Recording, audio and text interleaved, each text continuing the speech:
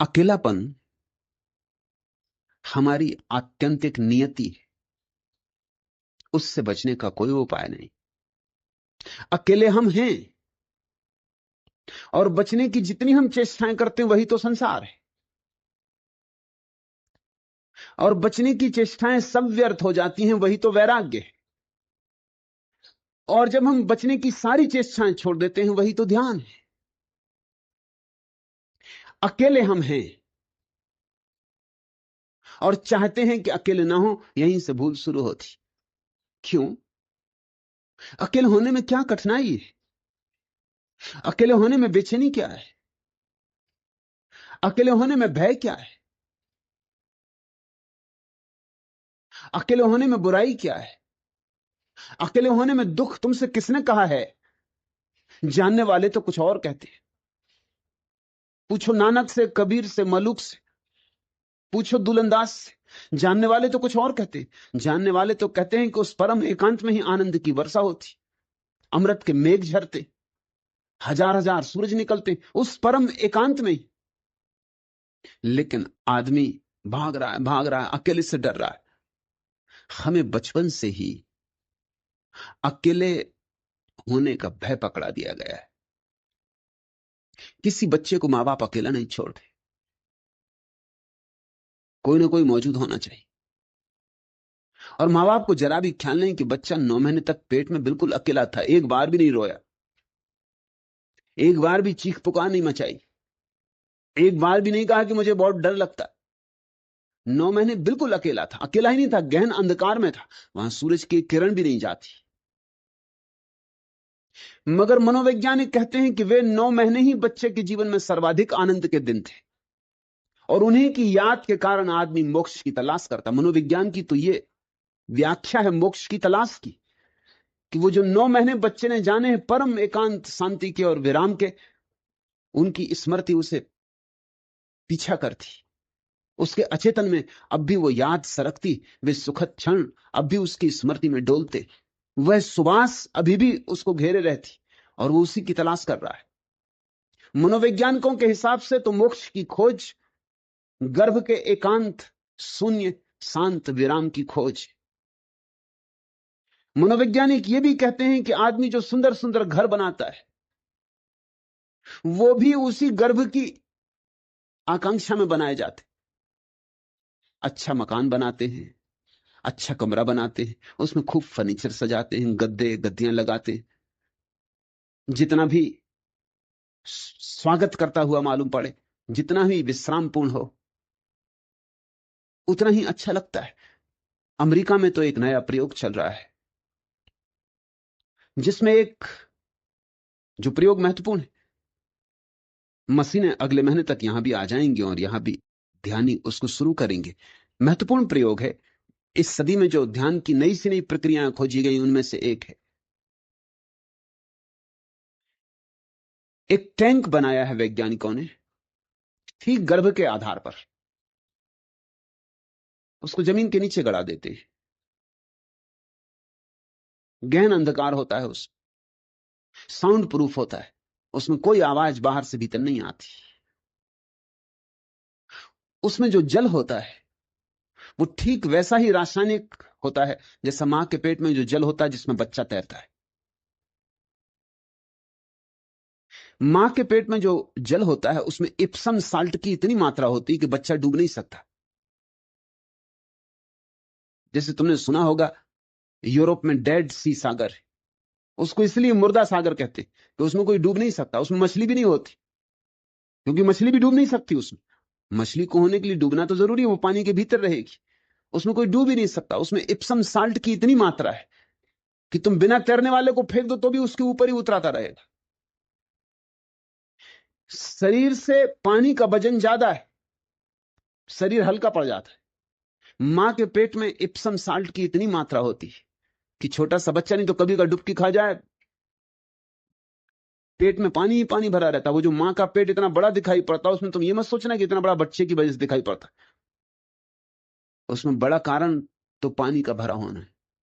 और तुमने देखा, जब स्त्रियां गर्भवती होती तो नमक ज्यादा खाने लगती, उनको नमकीन चीजें पसंद आने लगती, उसका कुल कारण इतना है कि वो पानी जो भीतर पेट में भरा उसको नमक ही नमक चाहिए, जितना नमक मिल सके उतना अच्छा। यहां तक हालत हो जाती है कि स्त्री दीवालों का चूना निकाल के खाने लगती, मिट्टी खाने लगती, सौंधी मिट्टी जिसमें थोड़ा सा नमकीन स्वाद होता। गांव की स्त्रियां तो अक्सर खेत की मिट्टी खा लेती।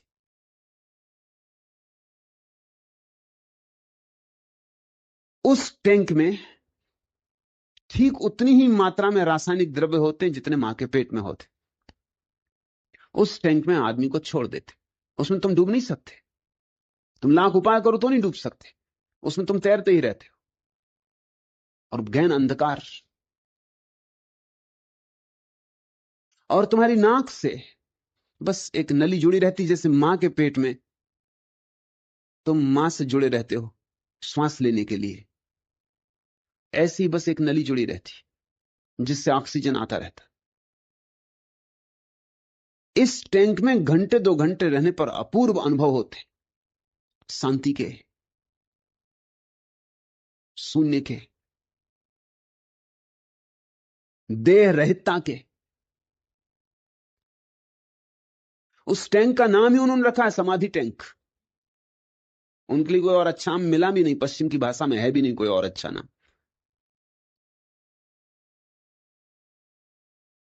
उस टैंक में कुछ अर्थ तो है, वैज्ञानिक अर्थ है।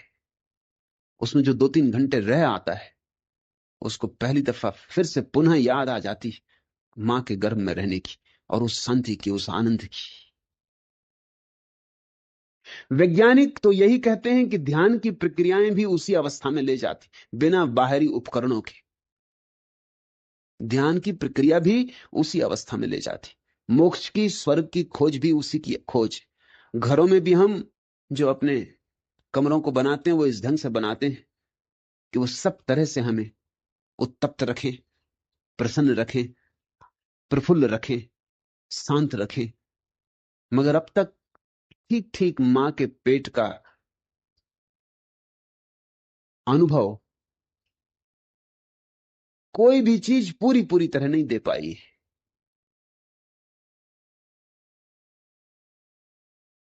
लेकिन मां के पेट में 9 महीने बच्चा अकेला रहता है, न तो भयभीत होता, न चिंतित होता, न सोचता कि क्लब चले जाएं, कि रोटरी के मेंबर बन जाएं, कि होटल हो आएं, कि ताश ही खेल लें, कुछ नहीं तो समय काटे, कि चलो फिल्म देखाएं, चलो गपशप करें पड़ोसियों से। कुछ भी नहीं, 9 महीने बिल्कुल सन्नाटा है। तो एक बात तो निश्चित है कि तुम स्वभाव से एकांत में रहने को बने, और स्वभाव से एकांत में तुम्हें रस है, कोई दुख नहीं। मगर पैदा होते से उपद्रव शुरू होता है। जैसे ही बच्चा पैदा होता है वैसे ही उसे दूसरे की जरूरत मालूम होने लगती। मां के बिना भूखा हो जाता है, मां की जरूरत, मां के स्तन की जरूरत। इसलिए लोगों के मन में मां के स्तन की प्रतीक्षा जीवन भर बनी रहती। चित्रकार स्तन बनाते हैं, मूर्तिकार स्तन बनाते हैं, खजुराहो हो कि कोणार्क हो, बस स्तन ही स्तन। और ऐसे स्तन जो कि होते भी नहीं, इतने बड़े बड़े स्तन की स्त्रियां चल भी ना सकें, चलें तो गिर जाएं। कविताएं स्तन की,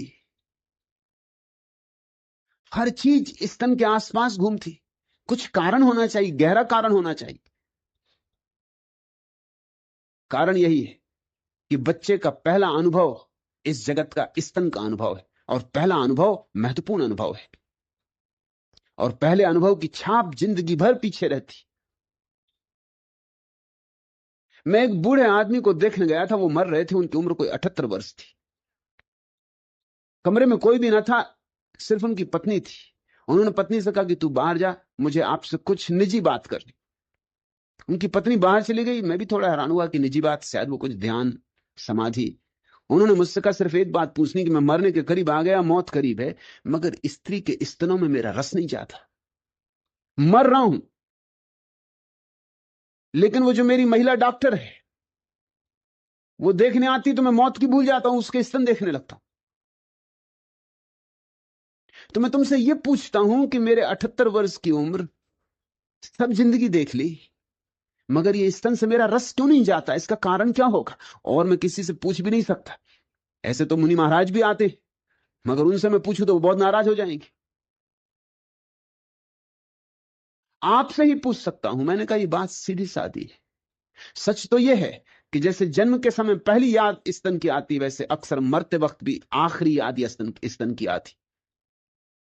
जिन्होंने इस पर खोजबीन की है पूरब के देशों में, उनका कहना है कि मरते वक्त आदमी आखिरी क्षण में स्तन की याद करते ही मरता है। वही उसकी नए गर्भ में प्रवेश की यात्रा है। वर्तुल पूरा हो गया। लेकिन बच्चे को स्तन की जरूरत है, बहुत जरूरत है। भोजन भी वही, उष्णता भी वही, प्रेम भी वही। दूसरा मुझे आदर करता है, प्रेम करता है, फिक्र करता है, इसका प्रमाण भी वही। बस धीरे धीरे शुरू हुआ, दूसरा महत्वपूर्ण होने लगा। मां थोड़ी देर को नहीं आती, बच्चा पानी में पड़ गया है या पेशाब कर ली है और गीला कपड़ा हो गया है तो परेशान हो रहा है, दूसरे की जरूरत है। असहाय बच्चा दूसरे की जरूरत अनुभव करने लगता है। और माँ बाप भी इसमें मजा लेते हैं कि बच्चा निर्भर हो। कोई जब आप पे निर्भर होता है तो अच्छा लगता है कि आपकी भी दुनिया में कुछ जरूरत है। जब बच्चे अपने पैर पर खड़े हो जाते हैं तो माँ बाप को सच में अच्छा नहीं लगता। ऊपर से तो कहते हैं कि हम बड़े प्रसन्न हैं कि अब तुम अपने पैर पर खड़े हो गए, मगर उनका चेहरा जरा गौर से देखो। वो ये कह रहे हैं कि ठीक है, मतलब अब हमारी तुम्हें कोई जरूरत ना रही। ऐसे तो ऊपर से बच्चों के शादी विवाह कर देते, मगर भीतर से विरोध पैदा होता है। इसलिए सास बहू झगड़ते ही रहते, झगड़ते ही रहते। सास ये बर्दाश्त कर ही नहीं सकती कि मेरा बेटा जो सदा मुझ पर निर्भर था आज किसी और स्त्री पर निर्भर हो गया। जिसको बुद्धिमान बनाने में मुझे 25 साल लगे, एक औरत ने 5 मिनट में बुद्धू बना दिया। इसको सास बर्दाश्त करे भी तो कैसे करे, आग जलती। ये बिल्कुल स्वाभाविक है। कहते हैं कि प्रसन्न रहो, अब अपने पैर पर खड़े हो गए, मगर जरा गौर देख करना उनके चेहरे पर, उनकी भाषा पर। बड़ी मजबूरी में जैसे बात कही जा रही है। चाहेंगे तो अब भी मां बाप की बच्चे उन पर निर्भर रहें, चाहेंगे तो वो कि सदा निर्भर रहें, क्योंकि उनकी निर्भरता में अहंकार की तृप्ति है। तो मां बाप पूरी चेष्टा करते हैं कि बच्चा निर्भर हो, हर चीज पे निर्भर हो। बच्चे ही निर्भर नहीं कर लेते, हम बड़ों को भी निर्भर करते। स्त्रियां पतियों को बिल्कुल निर्भर कर लेती। ऐसे ऊपर से तो ख्याल यही होता है और दिखावा भी यही होता है। और शायद पत्नियों को भरोसा भी यही होता है कि हम सेवा कर रहे हैं। वो पत्नी को माचिस भी ना उठाने देंगी, पति को सिगरेट भी ना उठाने देंगी, वो खुद उठा के सिगरेट लाएंगी, माचिस जला देंगी। वो इतना निर्भर कर लेंगी पति को कि 2 दिन के लिए पत्नी मार के चला जाए तो पति बिल्कुल असहाय है। उसको पता नहीं कि सिगरेट कहां कि माचिस कहां। मुल्ला नसरुद्दीन एक दिन खोज रहा है चौके में, पत्नी चिल्ला रही कि बड़ी देर हो गई, तुम्हें नमक नमक भी नहीं मिल रहा। उसने कहा मैंने करीब करीब सब डब्बे खोल डाले, नमक का कुछ पता नहीं चल रहा। पत्नी ने कहा तुम अंधे हो, बिल्कुल आंख के अंधे हो। उम्र तुम्हारी हो गई मगर मेरे बिना तुम 1 इंच नहीं चल सकते हो। अरे सामने ही जिस डब्बे में लिखा है मिर्ची, उसी में नमक। स्त्रियों के अब अपने ढंग होते कि लिखा है मिर्ची और रखा है नमक। ये उनका सीक्रेट कोड है। ये पति लाख सिर मार के मर जाएं, कितने ही शब्दकोशों में देखें मिर्ची, कहीं भी नमक नहीं। पति को बिल्कुल निर्भर कर देना जरूरी है। पति भी पत्नी को निर्भर कर लेता है अपने ढंग से, गहने लाके, नई साड़ियां लाके। ये एक दूसरे की निर्भरता पर जी रहा जगत है। यहां हम एक दूसरे को निर्भर करते हैं क्योंकि अच्छा लगता है कि हम पे इतने लोग निर्भर हैं। जितने ज्यादा लोग तुम पे निर्भर हैं तुम उतने बड़े मालूम पड़ते हो। मगर ध्यान रखना, जब तुम दूसरों को निर्भर करोगे तो दूसरे तुम्हें निर्भर करेंगे। यहां गुलामी पारस्परिक होती। स्वतंत्र होना हो तो किसी को निर्भर मत करना, हो किसी के निर्भर मत होना। मगर ये जिंदगी का ढांचा ऐसा है कि यहां सब एक दूसरे के निर्भर है और सब चाहते हैं कि एक दूसरे के निर्भर रहें। इसलिए धर्म भारती, तुझे अड़चन होती है, अकेलापन इतना महसूस होता है कि घबरा जाती। घबराने का कोई कारण नहीं। और मैं ये भी नहीं कह रहा हूं कि जंगल जाके अकेले हो जाओ। मैं तो ये कह रहा हूं कि संसार में ही रहो, मगर अकेले होने से घबराओ मत। अकेले होने का मजा लो। और जब कभी मौका मिल जाए और पतिदेव मछली मारने चले जाएं तो बहुत अच्छा हुआ कि गए। कि पत्नी जाके पड़ोस में गपशप करने लगे तो बहुत अच्छा हुआ। थोड़ी देर तो अकेले बैठो। थोड़ी देर तो बिल्कुल चुप हो जाओ, बिल्कुल अकेले रह जाओ, जैसे दुनिया में कोई भी नहीं, तुम ही हो बस, तुम्हारा ही अकेला होना है। और तुम चकित हो जाओगे। उसी चुप बैठने में धीरे धीरे तुम्हें रस का अनुभव होगा, आत्मरस का, स्वयं की अनुभूति होगी, जो बड़ी प्रीतिकर है, बड़ी सुखदाई है, बड़ी मुक्तिदायी है। फिर तुम्हें वो उदासी नहीं घेरेगी। फिर अकेलेपन में तुम्हारे भीतर ऐसी प्रफुल्लता होगी जैसे संग साथ में भी ना होगी। फिर तुम भीड़ में जाओगे तो ऐसा लगेगा कि कब छुटकारा हो, क्योंकि भीड़ है क्या सिवाय उपद्रव के? शोरगुल के अतिरिक्त और है क्या तुम्हारी भीड़? तुम्हारी पार्टियां और तुम्हारे भोज और तुम्हारे विवाह और तुम्हारे सभा मंडप सिवाय उपद्रव और शोरगुल के और क्या है? उत्सव कहां है? अजीब हालत हो जाती। अभी कुछ दिन पहले, 2-4 दिन पहले, किसी को पड़ोस में उत्सव मनाना, बेटा पैदा हो गया, बस लगा दिया जोर से माइक, बजाने लगे फिल्म की बेहूदी धुनें, न जिनमें कोई तुक है न कोई अर्थ है। उछल कूद। अभी भारतीय फिल्मों में आदमी तो पैदा ही नहीं हुआ, अभी डार्विन के पहले की चल रही फिल्म, उछल कूद। और जितना उछला कूदो उतनी ही ऊंची फिल्म, उतनी ही चलती। मारधाड़, उछल कूद, शोरगुल, शोर सपा सरापा। इसको तुम गीत कहते हो, संगीत कहते हो, उत्सव कहते हो? तो उपद्रव क्या है फिर? फिर उपद्रव किसको कहोगे? फिर तो कोई आदमी शांत बैठा हो तो उसको उपद्रवी कहना चाहिए। ये देखो उपद्रवी बैठा बिल्कुल शांत। हमें उत्सव मनाना भी नहीं आता क्योंकि हमें अकेला होना ही नहीं आता। हमें एकांत में ही रस नहीं तो हमें रस क्या होगा? उत्सव में भी रस हो सकता है जहां कुछ ऐसे लोग मिल बैठे जिन सबको एकांत होने का मजा है, तो उत्सव में भी रस होता है। तो 10 लोग चुप बैठ के भी ऐसे गहन आनंद के सागर में डूब सकते हैं जिसकी तुम कल्पना भी नहीं कर सकते। उदासी घेर लेती होगी क्योंकि उपद्रव को तुमने अब तक उत्सव समझा है। एकांत का गणित सीखो, एकांत की भाषा सीखो। जिंदगी एक बड़ी अबूझ पहेली। सबसे बड़ी अबूझ बात यह है कि इस दुनिया में सर्वाधिक आनंद को वे लोग उपलब्ध होते हैं जो अकेले होने की कला सीख जाते हैं। यहां सर्वाधिक दुख उनको मिलता है जो अकेले होने की कला नहीं जानते। सन्यास है अकेले होने की कला। और फिर मैं तुम्हें याद दिला दूं कि अकेले होने से मेरा मतलब भौतिक नहीं होता, बाहरी नहीं होता कि चले गए पहाड़ पर और अकेले बैठ गए, उससे कुछ भी ना होगा। पहाड़ पर बैठ के करोगे क्या? बैठ के गुफा में यही सोचोगे कि पता नहीं बंबई में कौन कौन सी फिल्में लग गई, कि पता नहीं धंधे की क्या हालत है, कि पता नहीं लड़का दुकान ठीक से चला रहा है कि नहीं। सोचोगे क्या बैठकर गुफा में? जरा मुझे कहो। जरा अपने भीतर ही बैठ के, घर में आज बैठ के दरवाजा बंद करके सोचना कि चलो पहुंच गए हिमालय की गुफा में, अब क्या सोचेंगे? तुम बड़े चकित होगे। तुम सोचोगे तो यही बाजार की बात है। तुम्हारे पास बाजारू मन है, हिमालय पे ले जाके क्या करोगे? मैं तुमसे कहता हूं हिमालय वाला मन पैदा करो, फिर बाजार में भी हिमालय होता है। हिमालय भीतर पैदा करो। प्री, मैं हूं एक पहेली भी, जितना मधु, जितना मधुर हास, जितना मद तेरी चितवन में, जितना क्रंदन, जितना विषाद, जितना विष जग के स्पंदन में, पीपी में चिर दुख प्यास बनी सुख सरिता की रंगरेली भी। मेरे प्रतिरोमों से अविरत झरते हैं निर्झर और आग, करती विरक्ति आसक्ति प्यार मेरे श्वासों में जाग जाग। प्री, मैं सीमा की गोद पली हूं, असीम से खेली भी। तुम सीमा की गोद में हो लेकिन असीम के हकदार हो। प्री, मैं सीमा की गोद पली हूं, असीम से खेली भी। तुम पृथ्वी पर हो लेकिन आकाश के मालिक हो।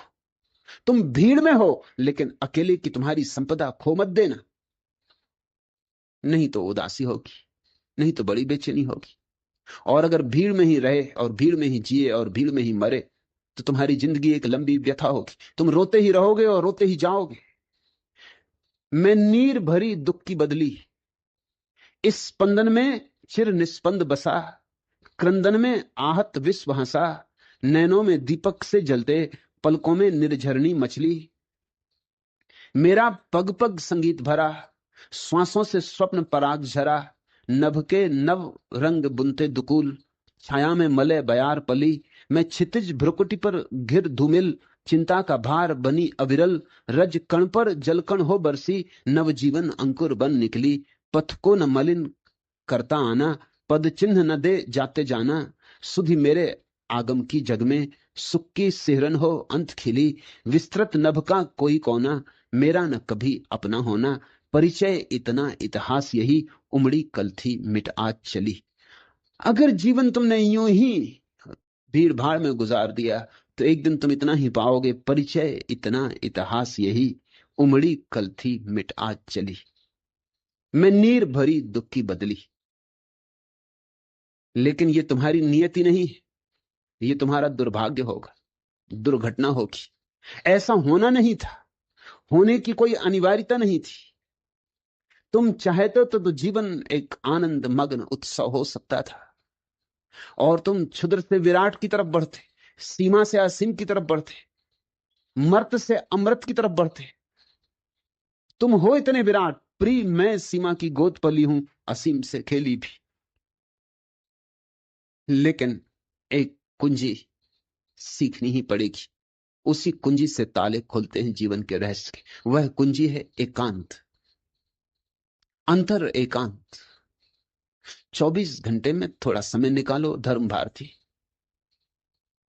शुरू शुरू में उदासी लगेगी, लगने देना, पुराना अभ्यास है। शुरू शुरू में परेशानी लगेगी, लगने देना। लेकिन एक घड़ी 24 घंटे में चुपचाप बैठ जाओ, न कुछ करो, न कुछ गुनो, न माला फेरो, न मंत्र जपो, न प्रार्थना करो, कुछ भी ना करो, चुपचाप। हां, फिर भी विचार चलेंगे, चलने दो। देखते रहना निरपेक्ष भाव से, जैसे कोई राह चलते लोगों को देखता है, कि आकाश में उड़ती बदलियों को देखता है। निष्प्रयोजन देखते रहना, तटस्थ देखते रहना, बिना किसी लगाव के, बिना निर्णय के, ना अच्छा ना बुरा, चुपचाप देखते रहना। गुजरने देना विचारों को, आए तो आए, ना आए तो ना आए। ना उत्सुकता लेना आने में, ना उत्सुकता लेना जाने में। और तब धीरे धीरे एक दिन वो घड़ी आएगी कि विचार विदा हो गए होंगे, सन्नाटा रह जाएगा। सन्नाटा जब पहली दफा आता है तो जैसे बिजली का धक्का लगे, ऐसा रोआ रोआ कब जाएगा, क्योंकि तुम प्रवेश करने लगे फिर उस अंतर अवस्था में जहां गर्भ के दिनों में थे। ये गहरा झटका लगेगा। तुम्हारा संबंध टूटने लगा संसार से, तुम्हारा संबंध छिन्न भिन्न होने लगा भीड़ भाड़ से, तुम संबंधों के पार उड़ने लगे। झटका तो भारी लगेगा, जैसा हवाई जहाज उठेगा जब पहली दफे पृथ्वी से, तो जोर का झटका लगेगा। ऐसा ही झटका लगेगा, घबराना मत। एक बार पंख खुल गए आकाश में, एक बार उड़ चले, तो अपूर्व अनुभव है, अपूर्व आनंद है। फिर एकांत कभी दुख न देगा। एकांत तो क्या, फिर भीड़ भी दुख न देगी, क्योंकि तब भीड़ में भी एकांत बना रहता है। जिसको भीतर सधने की कला आ गई, वो बीच बाजार में खड़े होकर भी ध्यान में हो सकता है, दुकान पर बैठे बैठे काम करते करते, और भीतर धुन बजती रहेगी निस्बासर, रात दिन नींद में भी उसकी धुन बजती रहेगी। लेकिन अभी मैं समझता हूं, उदासी लगती होगी, घबराहट होती होगी, अकेलापन डराता होगा। ये स्वाभाविक लक्षण है। प्रत्येक मनुष्य को इस तरह की गलत शिक्षण दी गई है। सम्यक शिक्षा होगी अगर कभी, तो हम प्रत्येक बच्चे को अकेला होना भी सिखाएंगे।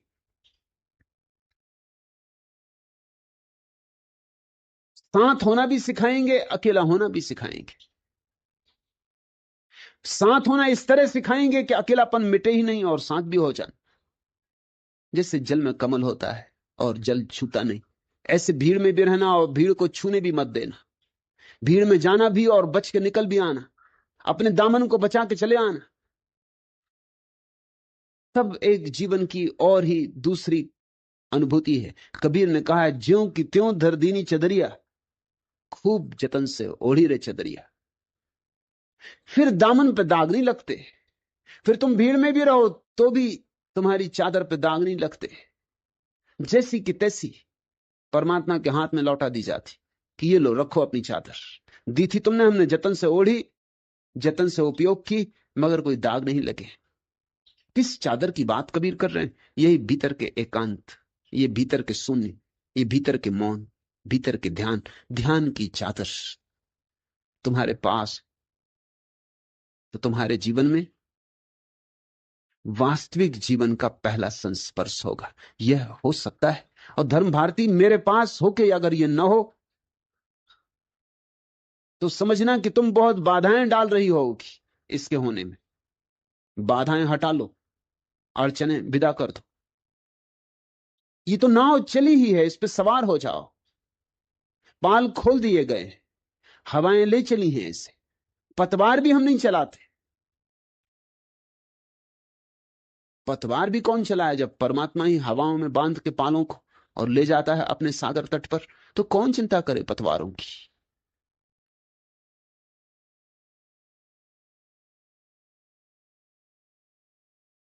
और मैं तुमसे ये नहीं कह रहा हूं जब मैं परलोक, उस पार, उस गंतव्य की बातें करता हूं, तो तुमसे ये नहीं कह रहा हूं कि कल होगा, कि परसों होगा, कि अगले जन्म में होगा।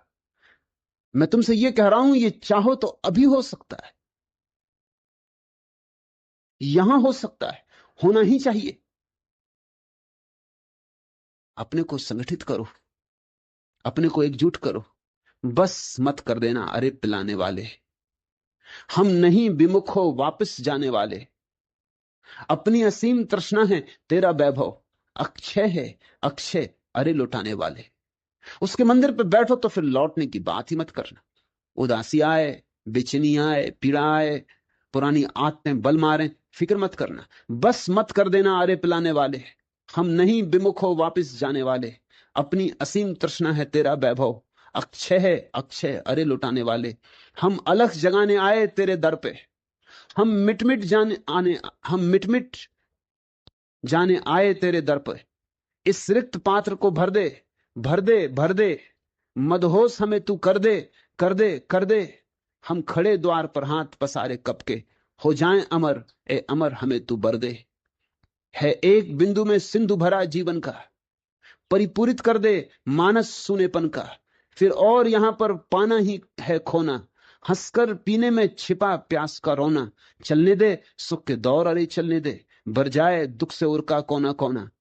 अपना असीम अस्तित्व दिखा दे हमको, बस लय हो जाए, बस लय हो जाना अरे सिखा दे हमको।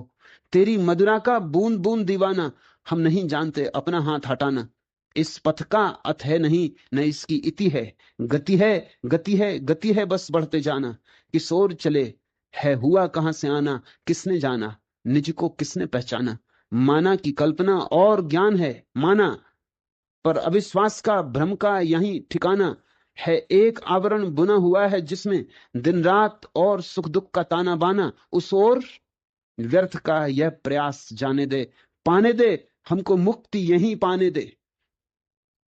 मैं तुमसे कह रहा हूं हो सकता है अभी और यहीं। चाहिए कि तुम एकजुट हो, चाहिए कि तुम्हारे भीतर ऐसी त्वरा हो कि रोआ रोआ प्यास से भर जाए, कि रोआ रोआ पुकार से भर जाए। उठना ही मत उसके मंदिर पर बैठ गए तो। इस ना उठने के संकल्प को ही मैं सन्यास कहता हूं। बस मत कर देना अरे पिलाने वाले, हम नहीं विमुख हो जाने वाले। अपनी असीम तृष्णा है तेरा वैभव, अक्षय है अक्षय अरे लुटाने वाले। हम अलख जगाने आए तेरे दर पे, हम मिट मिट जन जाने आए तेरे दर पर। हम आ ही गए तेरे द्वार पर। मिटना हो तो मिटेंगे, लौटेंगे नहीं। इस संकल्प से जो ध्यान में बैठेगा, उसका ध्यान सुनिश्चित पूर्ण होना है, आश्वासन है, उसका ध्यान सदा पूरा होता है। उसके ध्यान में कोई बाधा नहीं पड़ती। परमात्मा चाहता है कि तुम पे ध्यान की वर्षा हो। परमात्मा कंजूस नहीं है, कृपण नहीं है। परमात्मा तो अपात्र को भी देने को तैयार है।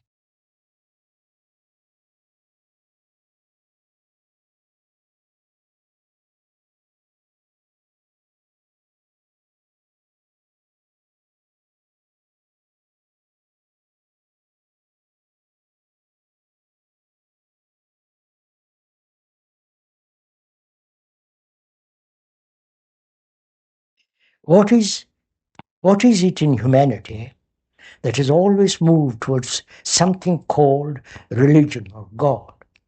Is it only a projection as a result of fear and suffering, a seeking for help? Or is it something deeply real, necessary, intelligent? What is it in humanity that has always moved towards something called religion or God? Is it only a projection as a result of fear and suffering, a seeking for help? Or is it something deeply real, necessary, intelligent?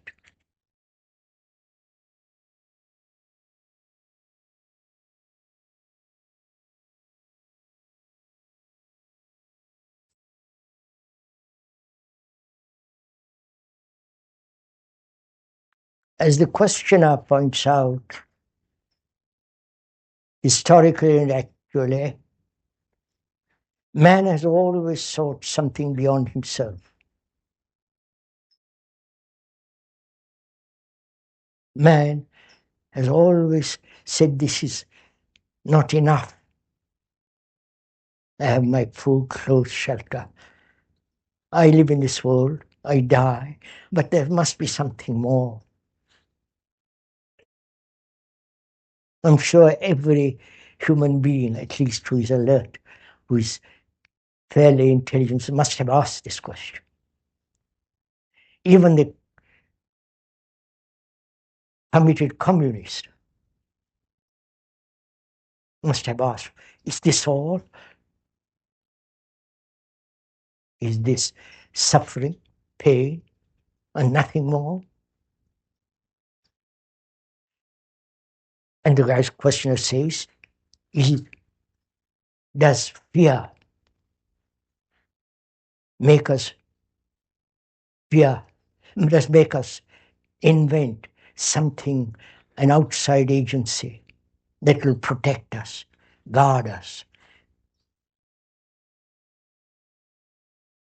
So we want to go into the question very deeply.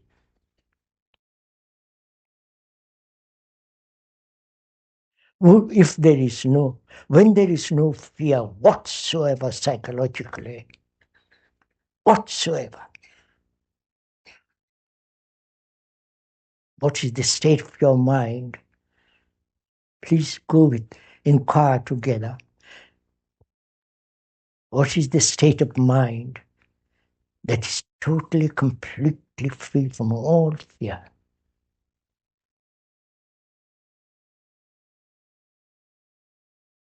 Would it seek any, would it have any desire to protect itself?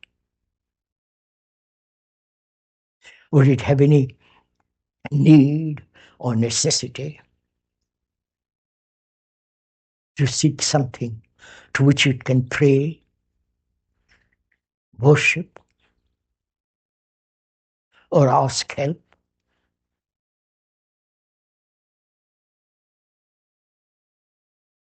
You say, when you are perfectly healthy, physically, would go near a doctor?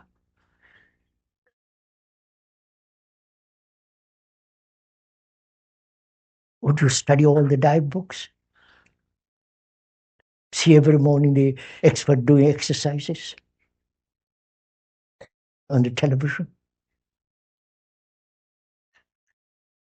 Similarly, a very tremendously healthy mind, healthy in the sense having no fear, little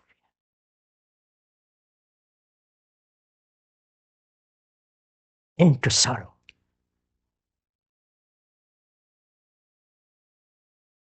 The understanding of the whole movement of pleasure, you follow? Healthy, sane, rational mind. Would it need to go to any church? Go on, sir. Answer for yourself. It's only the mind that's crippled, conditioned, unhealthy, fearful, aching, lonely, deeply sorrowful, wants naturally some help. And so it projects gods, saviors, the whole religious circle. But that suffering, that loneliness, that fear, he has not been able to solve. He hasn't gone into it.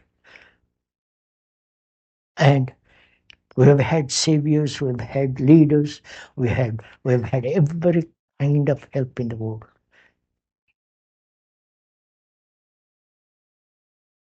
All the evangelists, all the preachers, all the, what's going on. They have not freed man from this ache.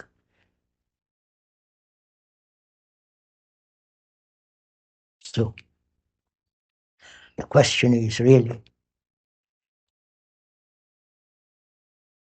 can we be a light to ourselves?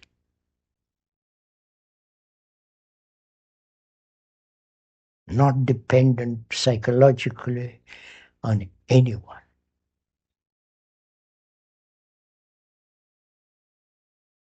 Action that will not breed conflict, regret, sorrow, pain inwardly.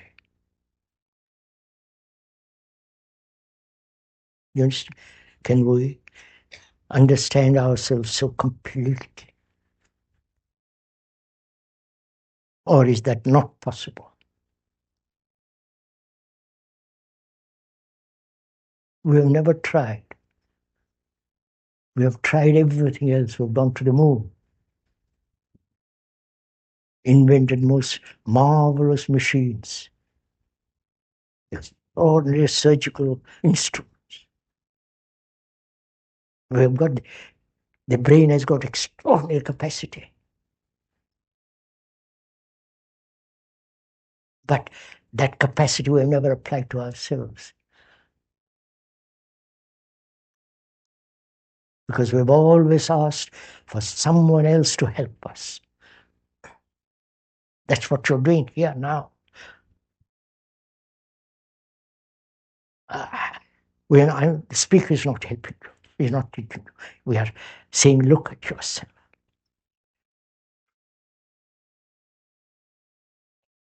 We've got the capacity, the energy, the sufficient intelligence to go into ourselves, look at ourselves, face ourselves, never escaping from ourselves. We've got all the energy to do that. Think what energy is needed to go to the moon. You understand, sir? Enormous cooperative energy, drive. But apparently, when it comes to us, we kind of become slack. We wither. And we hope somebody will give us water that will bring us again to health. Nobody's going to give it to you. That's one absolute fact, irrefutable fact. Because we have had leaders, we have had preachers, we have had saviors, we have had every kind of outside agency. Infinite information about ourselves from others. And all that has not freed us from fear. And so, out of our laziness, out of our indifference, out of our carelessness, we invent gods and all the rest of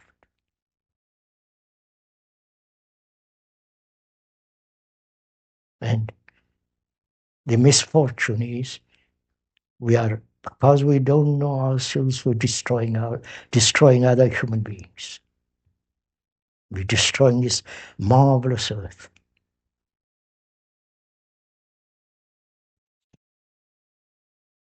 Bharat में दो संस्कृतियां, एक संस्कृति का नाम है जैन और बौद्धों की जो संस्कृति, उसका नाम है श्रमण संस्कृति। उसका जोर है श्रम करो तो मिलेगा। तुम जितना करोगे उतना मिलेगा। उनके जीवन के प्रति दृष्टि गणितज्ञ की दृष्टि है। फिर उनसे बिल्कुल भिन्न हिंदुओं की संस्कृति है, वो प्रसाद की संस्कृति। किसी ने कभी उसे प्रसाद नाम दिया नहीं, लेकिन देना चाहिए। जैन बौद्ध तो अपनी संस्कृति को श्रमण कहते हैं, ब्राह्मण की संस्कृति को, हिंदू की संस्कृति को प्रसाद कहना चाहिए, क्योंकि उसका कहना यह है कि तुम कुछ भी, कितनी ही योग्यता अर्जित कर लो, तुम परमात्मा को पाने के हकदार कभी भी नहीं हो सकते। वो इतना बड़ा है, तुम्हारी योग्यता सदा छोटी रहेगी। अगर योग्यता से ही उसे पाना है तो पाने की बात ही छोड़ दो, फिर ये मिलना होने ही वाला नहीं। वो तो मिलता प्रसाद से है।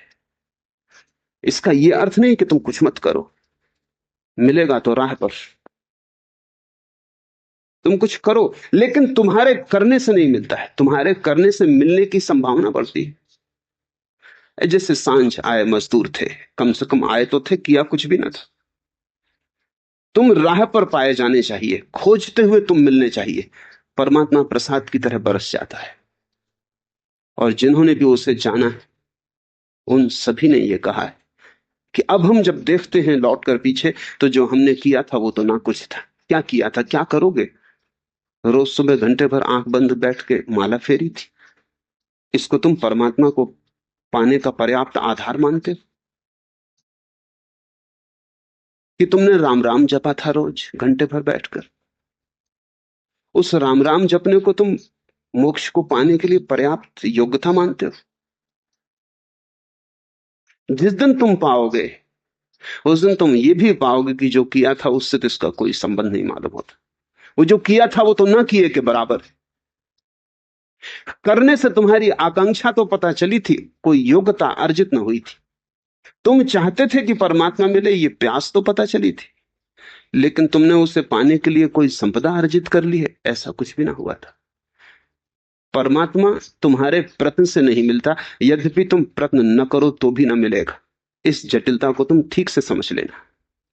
तुम प्रयत्न करोगे तो ही मिलेगा, लेकिन तुम्हारे प्रयत्न से नहीं मिलता, क्योंकि तुम्हारा प्रयत्न कितना छोटा है। तुम एक चम्मच लेके सागर को भरने चले, जब सागर तुम्हारे ऊपर बरसेगा तब तुम क्या कहोगे कि चम्मच के कारण बरस रहा है? तब तुम फेंक दोगे चम्मच को। चम्मच से तुम्हारी केवल प्यास का पता चला था, तुमने अपना निवेदन भेज दिया था उसके चरणों में। उसे खबर मिल गई थी कि तुम राजी हो। दादू कहते हैं, दादू गैब माही गुरुदेव मिला, पाया हम प्रसाद। गुरु भी जो देता है वो प्रसाद है।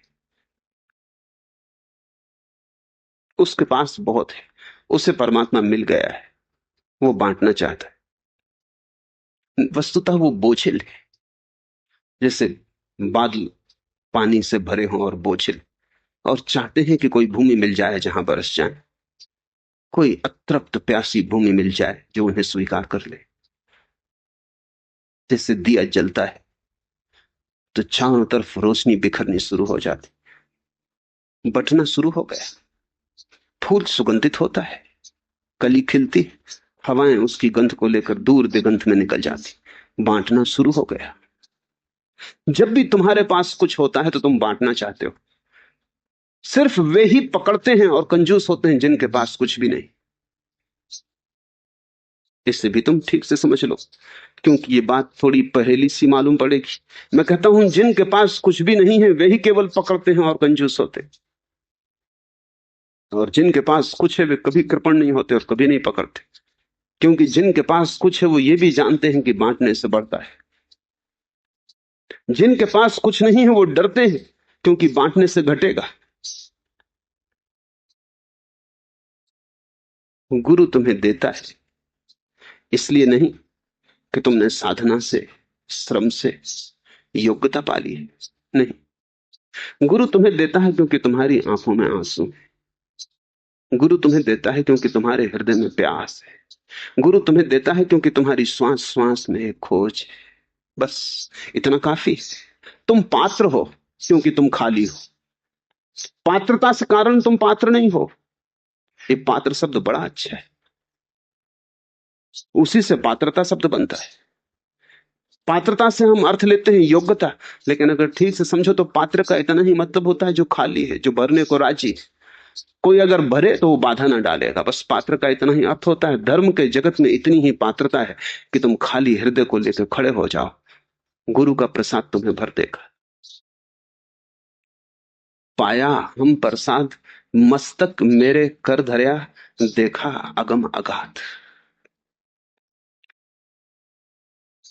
दादू कहते हैं मेरे सिर पर हाथ रख दिया गुरु ने।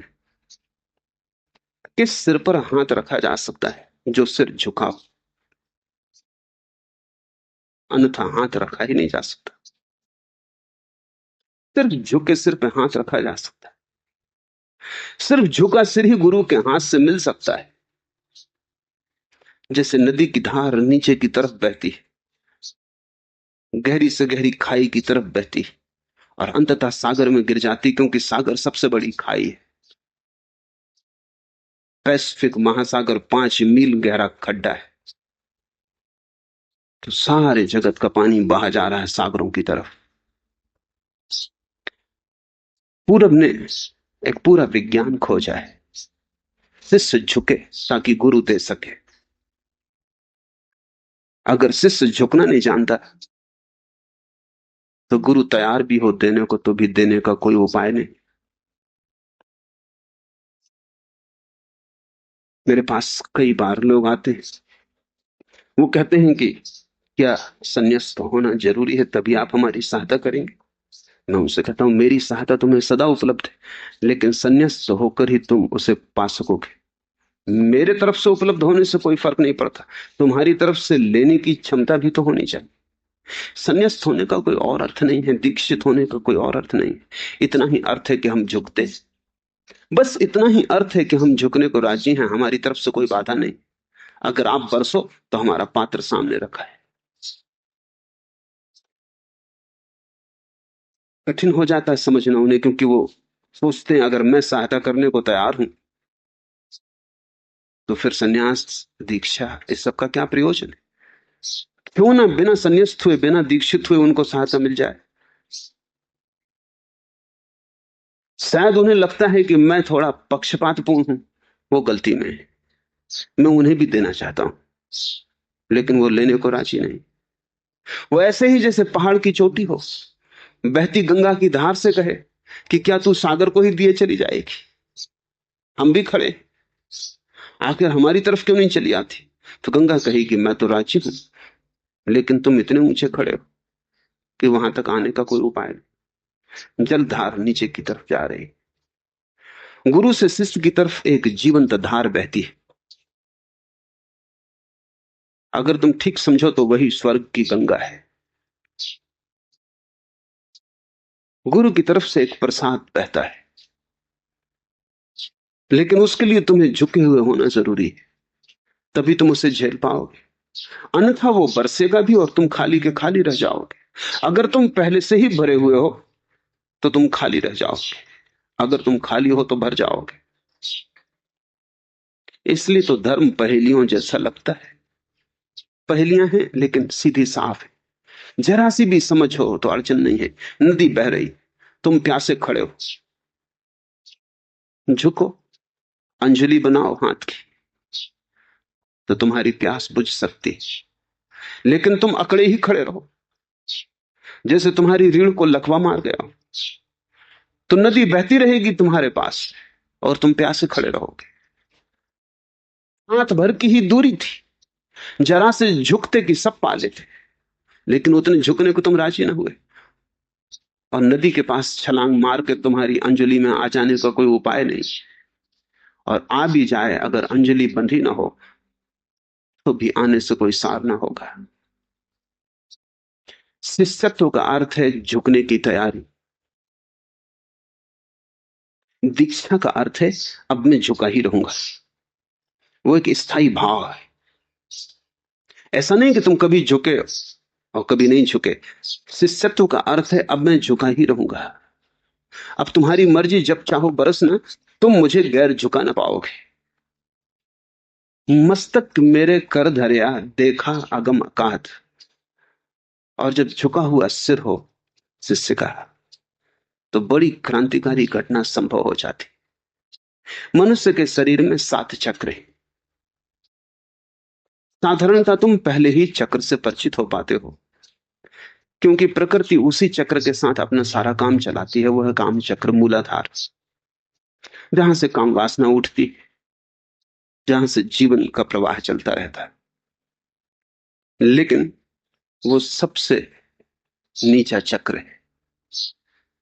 उस चक्र में जीने का अर्थ है जैसे कोई आदमी महल के होते हुए बस महल के बाहर पोर्च में ही घर बना ले। पोर्च भी महल का हिस्सा है और सुंदर है। मेरे मन में कोई निंदा नहीं है किसी बात की। पोर्च में कुछ भी बुरा नहीं। पोर्च बिल्कुल सुंदर है, उसकी जरूरत है। बाहर से आए तो पोर्च से गुजरना पड़ेगा, भीतर से गए तो पोर्च से गुजरना पड़ेगा।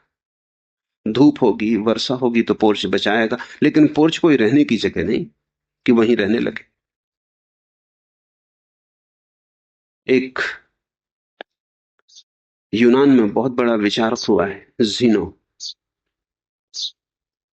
उसकी विचार पद्धति का नाम स्टाइक है। ग्रीक भाषा में पोर्च का नाम है स्टोआ। वो पोर्च में ही रहता था, जेनो। इसलिए उसके पूरे दर्शन शास्त्र का नाम स्टाइक हो गया, स्टोआ से। पोर्च में रहने वाला जीनो। वो कभी महल के भीतर नहीं गया, वो पोर्च में ही जिया, पोर्च में ही मरा। कोई पूछता कि तुम इस पोर्च में क्यों जी रहे हो, तो वो बताता था कि वो उसकी त्यागपूर्ण दृष्टि। लेकिन ऐसा त्याग मूढ़तापूर्ण, ऐसा ही त्याग तुम भी कर रहे हो कि तुम काम वासना में ही जी रहे हो। वो जीवन का पोर्च है, इससे ज्यादा नहीं। महल बहुत बड़ा है और उस महल में बड़े अनूठे कक्ष हैं और उसके अंतर्गृह में स्वयं परमात्मा विराजमान है। तुम पोर्च में बैठे रहो, तुम यूं ही व्यर्थ जीवन को गंवा दोगे। 7 चक्र हैं। पहला चक्र काम है और 7वां चक्र सहस्त्रार है। जब शिष्य का सिर झुकता है गुरु के चरणों में, और केवल बाहर का ही सिर नहीं झुकता, भीतर का अहंकार भी झुक जाता है। जब ऐसी मिलन की घड़ी आती कि बाहर के सिर के साथ भीतर का अहंकार भी झुक जाता, ध्यान रखना, क्योंकि बाहर का सिर झुकाना तो बहुत आसान है, कम से कम भारत में तो बहुत ही आसान है। लोग अभ्यस्त थे, औपचारिक है। सिर झुकाने में उन्हें कुछ लगता ही नहीं, वो केवल परंपरागत है। लेकिन अगर तुम उनके अहंकार की तस्वीर ले सको तो भारतीय को तुम झुकते हुए देखोगे, सिर तो झुका हुआ आएगा तस्वीर में, अहंकार खड़ा हुआ आएगा तस्वीर में। और यह भी हो सकता है कि सिर झुकाने से भी अहंकार मजबूत हो रहा हो। जीवन जटिल है कि एक नई अकड़ पकड़ रही हो कि मैं तो विनम्र आदमी हूं, देखो कहीं भी सिर झुका दे दो, देखो मेरी विनम्रता। जब तुम्हारा सिर भी झुकता है और तुम्हारे भीतर का सिर भी झुक जाता है, तुम्हारा अहंकार, जब ऐसी मिलन की घड़ी आती है, जब तुम पूरे ही झुके हुए होते हो, तो गुरु का हाथ अगर उस घड़ी में तुम्हारे सहस्त्रार पर पड़ जाए तो उसकी जीवन धारा तुम में प्रवाहित हो जाती। और जो काम तुम अपने ही हाथ से जन्मों में न कर पाते, वो क्षण में घटित हो जाता, वो प्रसाद हो जाता। तुम्हारी सारी जीवन ऊर्जा गुरु की जीवन ऊर्जा के साथ ऊर्ध्वगामी हो जाती। तुम्हारा 7वां चक्र सक्रिय हो जाता। और ये जो चक्र सक्रिय हो जाए तो दादू कहते हैं देखा अगम अगाध। इसलिए वो प्रसाद कहते हैं अपने बस से ये नहीं हुआ है, अपनी तरफ से कुछ भी ना किया था, सिर्फ झुक गए थे, ये भी कोई करना। लेकिन गुरु का हाथ पड़ गया सिर पर और क्षण भर में एक क्रांति हो गई। गुरु की बहती ऊर्जा ने तुम्हारे जीवन के सारे छिन्न भिन्न तार जोड़ दिए। खंडित वीणा अखंड हो गई। जो कल तक टूटी धार थी संयुक्त हो गई। कल तक, क्षण भर पहले तक जिस भीतर के मंदिर का तुम्हें कोई पता ना था, उसका कलश दिखाई पड़ने लगा। इस जीवन को अगर तुमने काम वासना से देखा है तो यह संसार है। इसी जीवन को अगर तुमने सहस्त्रार से, समाधि से देखा है तो यही अगम अगाध है। संसार यही है। कुछ बदलता नहीं। तुम्हारी दृष्टि तुम्हारे खड़े होने की जगह बदल जाती। और जिस दिन तुम समाधि के केंद्र से संसार को देखते हो, संसार बचता ही नहीं, परमात्मा ही दिखाई पड़ता है। हर फूल पत्ती में वही, हर कंकड़ पत्थर में वही, आकाश चांद तारों में वही। लोगों में झांको और तुम उसी को पाते हो। हवा के झोंके को स्पर्श करो, उसी का स्पर्श होता है।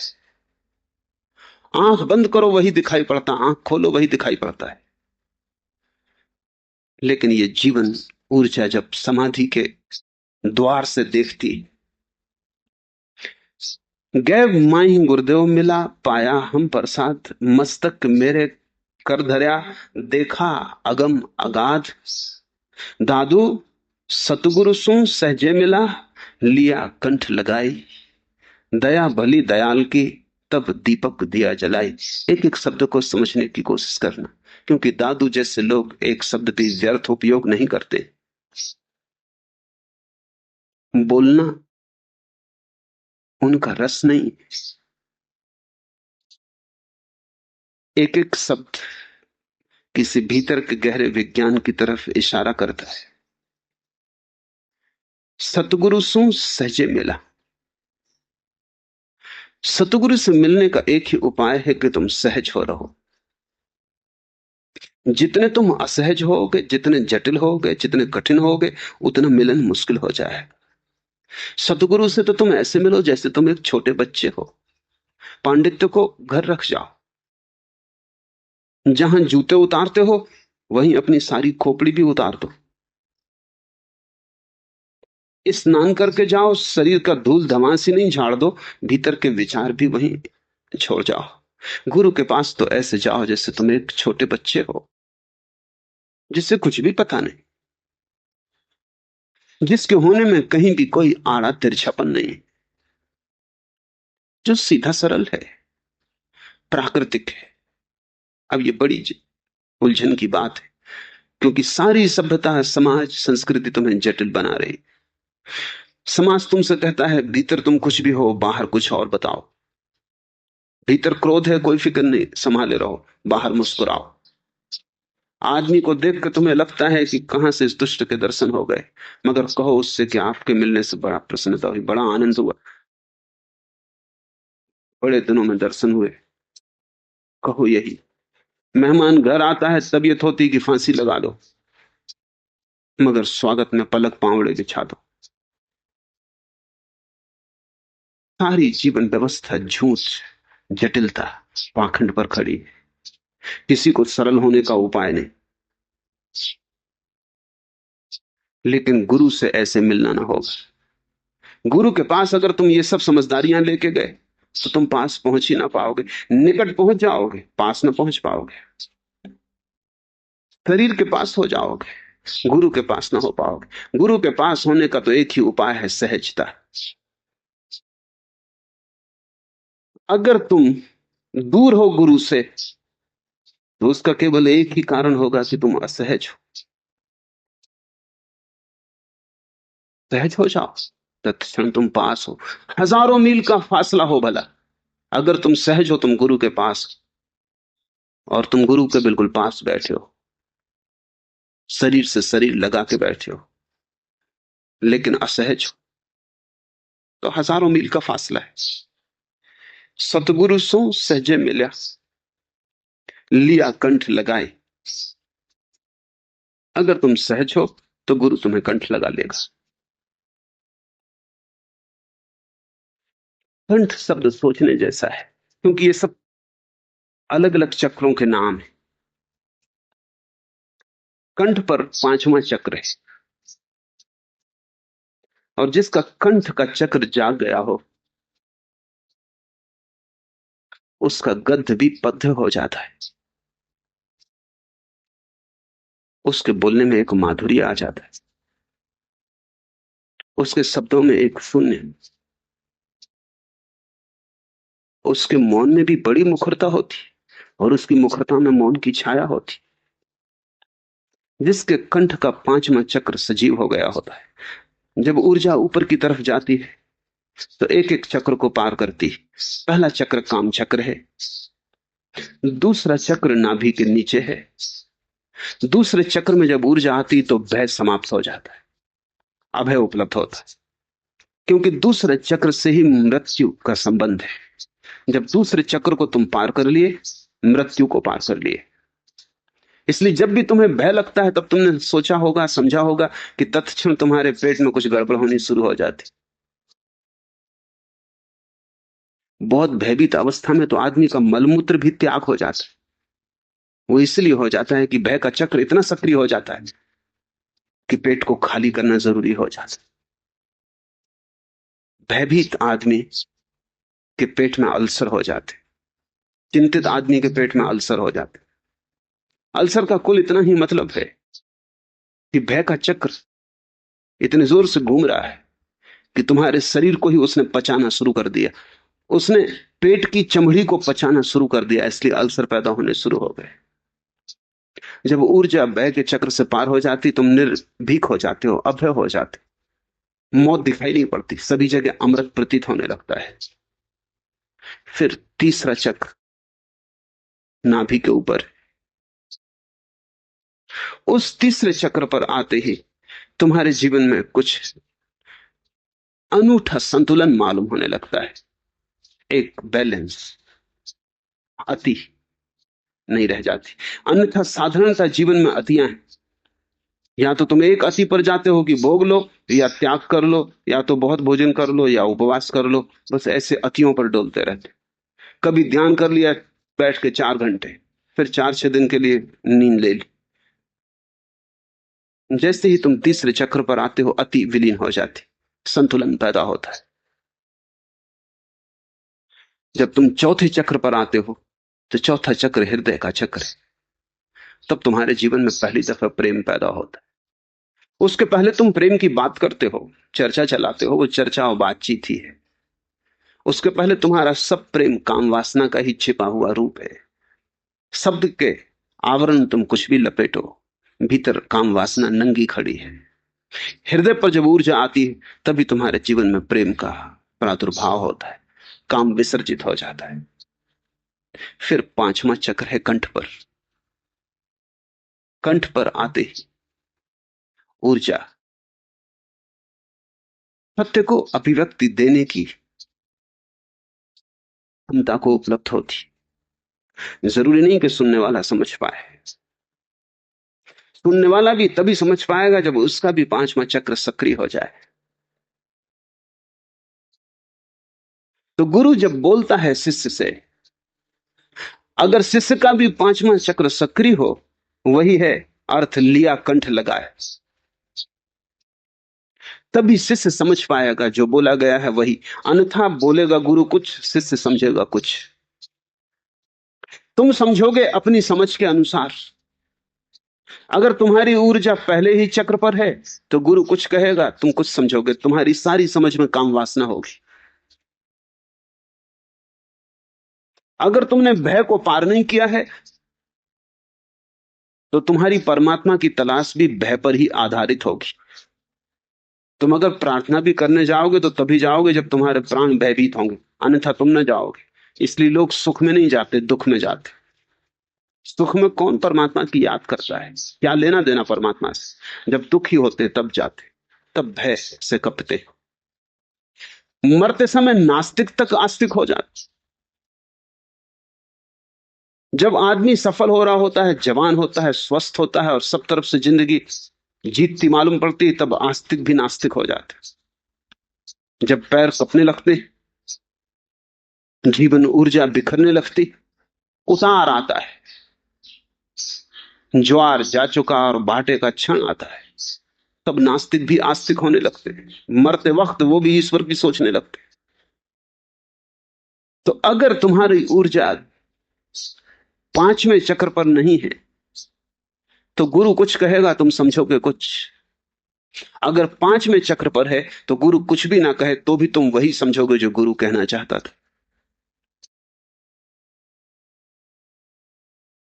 एक तार जुड़ जाता है, एक संवाद की संभावना शुरू होती। सत्य कहा नहीं जा सकता, इसीलिए कि सत्य को सुनने वाला मौजूद नहीं होता। सत्य को सुनने वाला मौजूद हो, सत्य निश्चित कहा जा सकता है। कहने तक की जरूरत नहीं पड़ती, बिना कहे भी कहा जा सकता है। गुरु चुप बैठा रहे और शिष्य चुप बैठा रहे तो दोनों के कंठों में एक लेन देन शुरू हो जाता है। सतगुरु सो सहजे मिला, लिया कंठ लगाए, दया भली दयाल की तब दीपक दिया जलाए। और अनुकंपा है गुरु की कि फिर उसने दिया जला दिया। दिया है छठवां चक्र, जिसको शिवनेत्र कहें, थर्ड आई कहें, जो तुम्हारी दोनों आंखों की भौहों के मध्य में, वो दिया है, क्योंकि वहीं से रोशनी फिर भीतर भर जाती है। गुरु समझाता है, गुरु जताता है, बताता है, इशारे करता है, ताकि तुम्हारी जीवन ऊर्जा पांचवें से छठवें की तरफ यात्रा कर ले। अगर तुम सुनने में राजी हो, अगर तुम तत्पर हो, तल्लीन हो, तो जल्दी ही ऊर्जा दिया बन जाएगी। जिसका भी तीसरा नेत्र खुल गया, उसके भीतर प्रकाश ही प्रकाश हो जाता, और जिसके भीतर प्रकाश है, उसके बाहर भी अंधकार नहीं। वो जहां भी जाता है अपने ही प्रकाश में चलता है। उसके लिए इस संसार में फिर कहीं कोई अंधकार नहीं।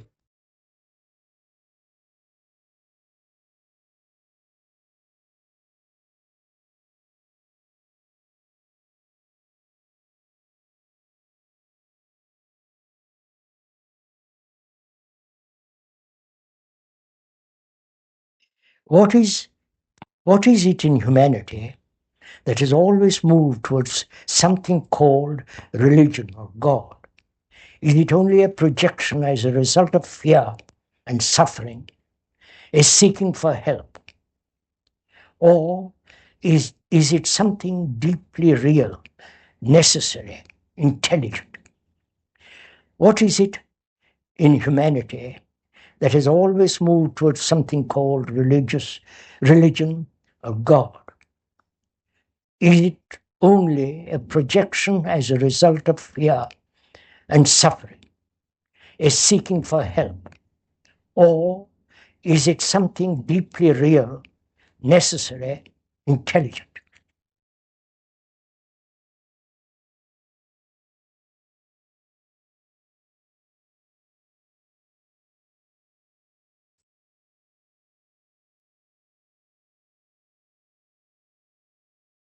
As the questioner points out, historically and actually, man has always sought something beyond himself. Man has always said, this is not enough. I have my food, clothes, shelter. I live in this world, I die, but there must be something more. I'm sure every human being, at least who is alert, who is fairly intelligent, must have asked this question. Even the committed communist must have asked, is this all? Is this suffering, pain, and nothing more? And the guy's questioner says, does fear make us fear, does make us invent something, an outside agency that will protect us, guard us? So we want to go into the question very deeply.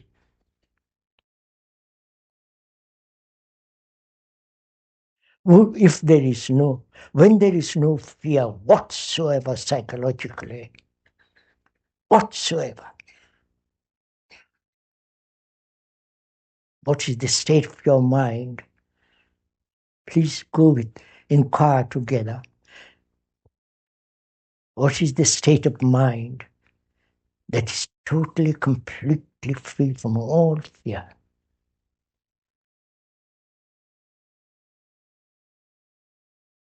Would it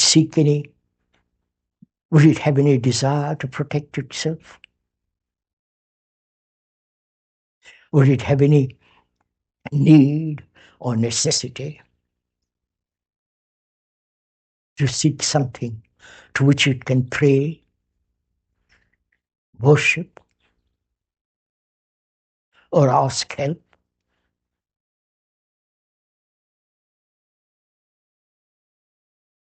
You see, when you are perfectly healthy, physically, would go near a doctor?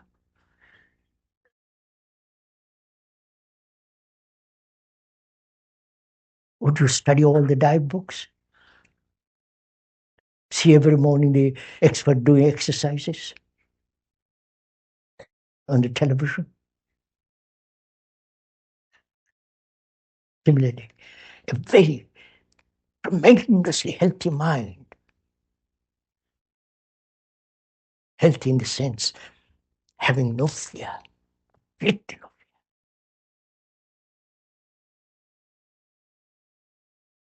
into sorrow.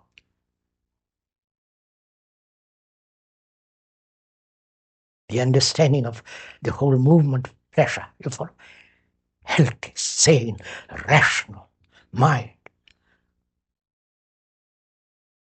Will it need to go to any church? Go on, sir. Answer for yourself.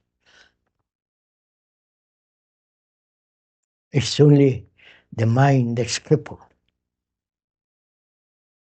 conditioned, unhealthy, fearful, aching, lonely, deeply sorrowful,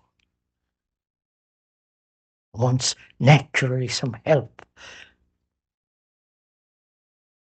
And so it projects gods, saviors, the whole religious circle. But that suffering, that loneliness, that fear, he has not been able to solve. He hasn't gone into it. And we have had saviors, we have had leaders, we have had every kind of help in the world.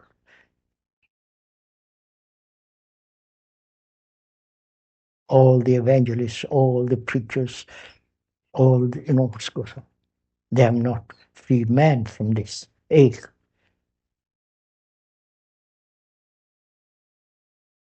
So the question is really, can we be a light to ourselves?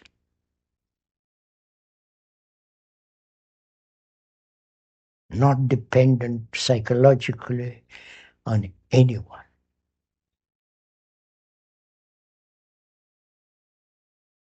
Action that will not breed conflict, regret, sorrow, pain inwardly. You understand? Can we understand ourselves so completely? Or is that not possible? We have never tried. We have tried everything else. We've gone to the moon,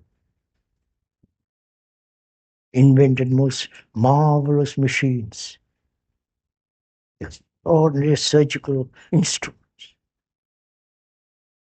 We have got, the brain has got extraordinary capacity. But that capacity we have never applied to ourselves.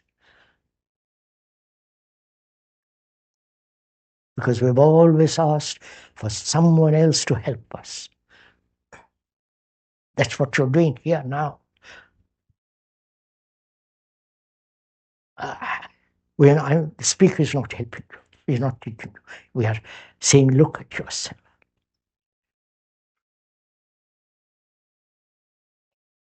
We have got the capacity, the energy, the sufficient intelligence to go into ourselves, look at ourselves, face ourselves. never escaping from ourselves. We've got all the energy to do that.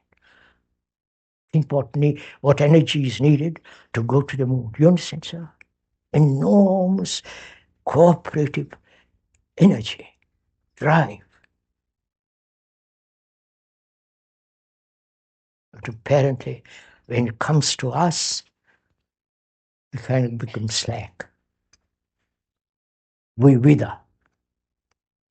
And we hope somebody will give us water that will bring us again to health. Nobody's going to give it to you. That's one absolute fact, irrefutable fact. Because we have had leaders, we have had teachers, we have had saviors, we have had every kind of outside agency. Infinite information about ourselves from others. And all that has not freed us from fear. And so, out of our laziness, out of our indifference, out of our carelessness, we invent gods and all the rest of it.